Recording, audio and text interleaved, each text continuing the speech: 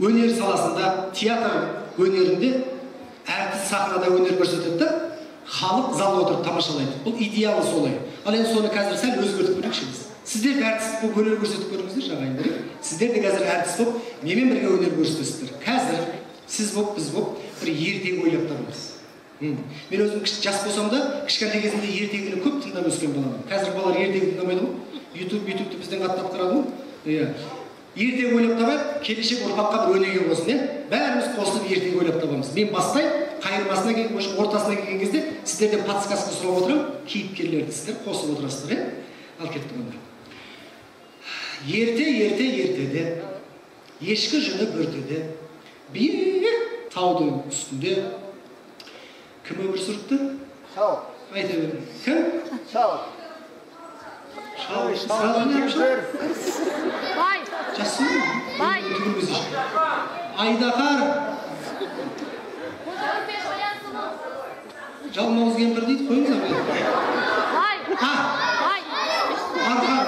Жоқ, ең біріншін алайшы, мен ана бір баланың несі өтіп кетші, өз жасында өмірде түгір кредитің бар ау. Шал дедің бей? Хорошо. Көрейік. Биік таудың үстінде бір шал өмір сүріпті. Кеттік ары қарай. Шалдың аты? Сәрсенбай, қайсыдан өздімен. Шалдың аты? Қожахмет. Қожахмет. Жоқ, шалдың аты? Қожахмет. Шалдың аты өліп қапты ғой. Шал жем әпермеген ғой, баташтан өлген. Биік таудың үстінде жаңағы шал кіммен өмір сүріпті? Кемпірмен оғы сразу теңдеймін. Оңай кемпірсі болмайды ма? Немересімен. Немересімен? Ешкісімен. Ит. Бана қарап ит деп өстірмін. Ешкісімен. Ау? Ешкісімен. Ешкісімен? Сонша кедейін жібердіңіз ба? Биік таудың үстінде жаңағы шал жалғыз өмір сүріпті. Өйткені кемпірі өліп қапты, жалғыз қарсын. Не болып жүр жаңағы? Өйткені кемпірі жоқ, сотталып кетіпті ғой.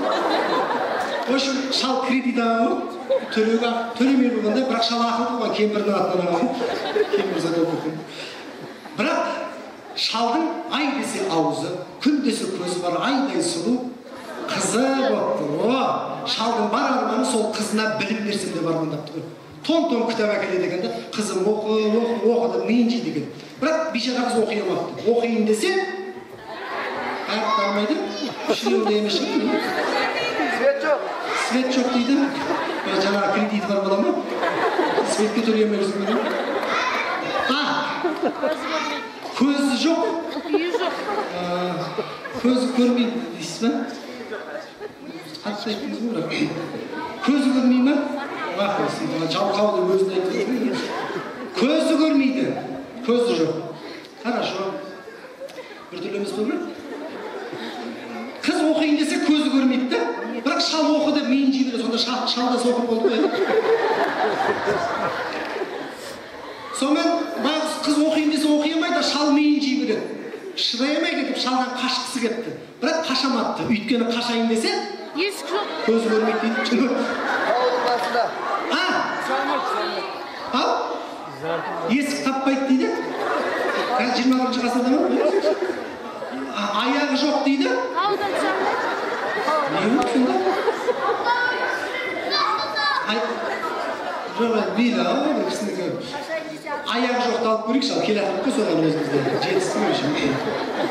Аяғы жоқ, хорошо, именно сізді тұралым. Ал, көрейін не болады. Шал оқы десе, көзі көрмейді. Қашып кетейін десе, аяғы жоқ. Шыдай алмай кетіп, шалға қолын көтерейін десе, прям айтып қойды. Ясно ғой, не істейді? Қолы жоқ, баларыңыз ертегі ме, ужас па мен түсінбеймін. Балаларға осылай айтамыз біз онда кейін. Сонымен күндердің күнінде жаңағы шалға сол ауылдың, төмен жақтағы ауылдың бір батыр баласы кетті да. Ақсақал, сіздің ай десе аузы, күн десе көзі бар, айдай сұлу қызыңыз бар екен ғой, депті ғой. Мен ана батыр жағы сіздердің ойлап тапқан қызды көрсеңіз. Не болды сонда? алады деп ойлайсыздар ма? Өздеріңіз жауап бересіздер. Бірақ шал қызын батырға қосып беріп жіберіпті. Біз сөз тапқанға қолға жоқ деген. Қосып жіберіпті екеуі. Қалай дейсіздер оны? Шал біткен ғой. Дұрыс айтасың балам. Менің үйімде менің сондай ай десе аузы, күн десе көзі бар қызым бар депті. Бірақ ол қыз емес, ол гүл депті ғой. Гүл ма депті батыр. Иә, гүл депті. Ойбай алам депті батыр. Шал айтыпты, аласың депті, асықпа депті. Бірақ есіңде болсын бала депті. Әлем бойынша жер шарында ешқандай гүлдің көзі, қолы, аяғы болмайды деп қиғат етші.